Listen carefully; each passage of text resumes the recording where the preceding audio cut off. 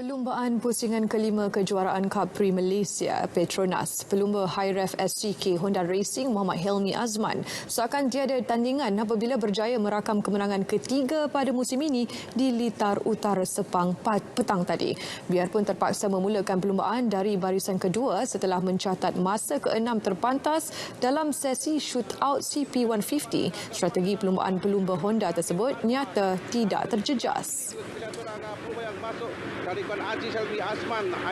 Persaingan memang agak sengit sebab tadi pun grup memang agak besar dalam race tadi. So bagi saya memang sengit lah. Semua pelumba pun bersaing dengan secukup hebat lah. Of course untuk esok pun saya cuba untuk menang lagi lah. Dalam perlumbaan tersebut, Helmi mencatat masa 14 minit 38.112 saat. Perlumbaan pusingan kelima kejuaraan Cup Prix Malaysia Petronas, pelumba High Ref SCK Honda Racing Muhammad Helmi Azman seakan tiada tandingan apabila berjaya merakam kemenangan ketiga pada musim ini di Litar Utara Sepang. Biarpun terpaksa memulakan perlumbaan dari barisan kedua setelah mencatat masa ke-6 terpantas dalam sesi shootout CP150, strategi perlumbaan pelumba Honda tersebut nyata tidak terjejas. Persaingan memang agak sengit sebab tadi pun grup memang agak besar dalam race tadi. So bagi saya memang sengit lah. Semua pelumba pun bersaing dengan secukup hebat lah. Of course untuk esok pun saya cuba untuk menang lagi lah. Dalam perlumbaan tersebut, Helmi mencatat masa 14 minit 38.112 saat. Datuk Seri Ismail Sabri turut memaklumkan gagal mematuhi arahan penjarakan fizikal, mencatat jumlah kes tertinggi kesalahan ingkar arahan Perintah Kawalan Pergerakan PKP, iaitu sebanyak 132 kes. Seramai 249 individu ditahan semalam. Daripada jumlah itu, 248 di kompaun dan 1 direman. Ia diikuti kesalahan tidak memakai pelitup separuh muka sebanyak 63 kes, manakala 54 kes melibatkan premis yang gagal menyediakan peralatan merekod butiran pelanggan. Penahanan itu hasil pelaksanaan lebih 47,000 operasi pematuhan SOP PKPP. Turut dipantau 962 terminal pengangkutan darat, 245 terminal pengangkutan air dan 111 terminal pengangkutan udara.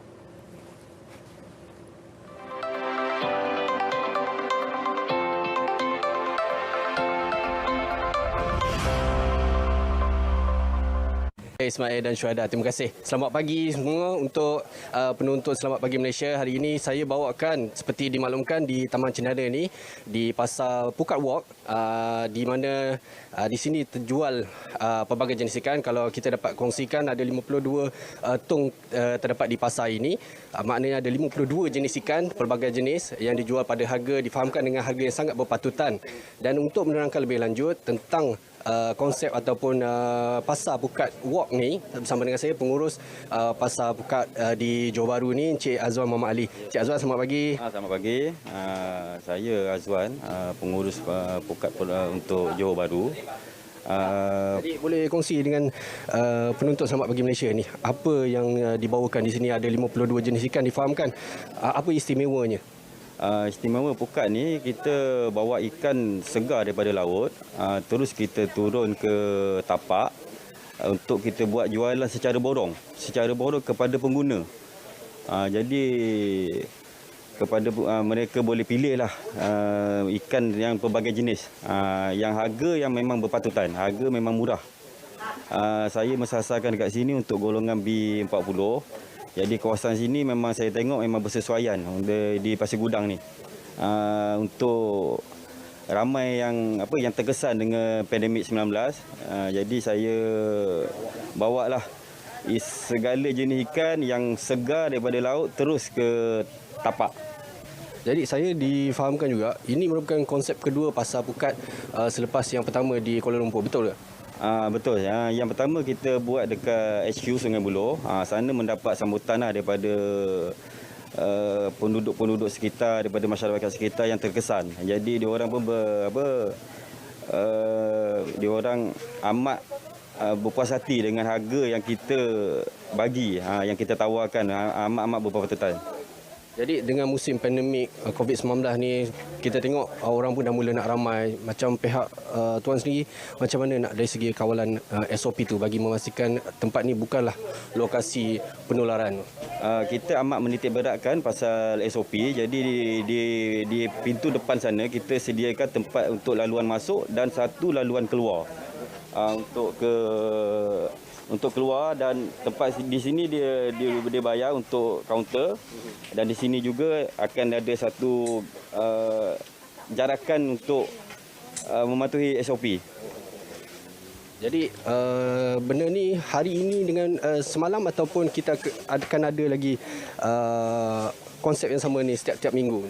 Pukat Walk Tour ni kita akan sasarkan kepada di seluruh Malaysia, sama ada di dalam bandar ataupun di luar bandar. Jadi kita minta sokongan daripada PBT, agensi kerajaan yang terlibat untuk bagi kita peluang untuk kita merealisasikan harga yang berpatutan untuk masyarakat yang terkesan dengan pandemik COVID-19 ini. Selepas Pasir Gudang ada target ataupun sasaran untuk pembukaan di tempat lain? Pukat Walk Tour akan berlabuh kemungkinan besar di Sungai Danga, di Pulai Perdana ataupun di Uda. Bergantung kepada lesen yang kita mohon. Jadi saya minta penjaja dan peniaga-peniaga, siwaza mana yang terkesan, datanglah, jumpalah kita berbincang untuk kita bantu masyarakat sekeliling di samping ekonomi untuk sekitar kawasan sini. Cik Azwan, terima kasih kerana sudi bersama dengan Selamat Pagi Malaysia pagi ini.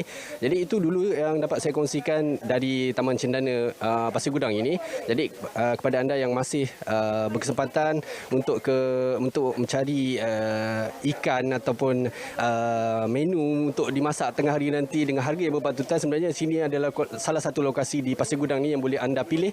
Jadi itu saja dapat saya bawakan, Ismail dan juga Suhaidah. Menteri Kanan Pertahanan Datuk Seri Ismail Sabri Yaakob yakin kapasiti 10,000 katil di MIPS 2.0 adalah mencukupi untuk menempatkan pesakit COVID-19. Ada 3 pasar. Pasar pertama 3,000, pasar kedua 3,000 lebih dan pasar ketiga seterusnya 3,000 lebih, cukup menjadi 10,000. Dan kita boleh menempatkan warga asing di kawasan di MIPS tersebut. Cuma kita buat keputusan bahawa majikan perlu menanggung kos untuk menempatkan mereka di MIPS tersebut.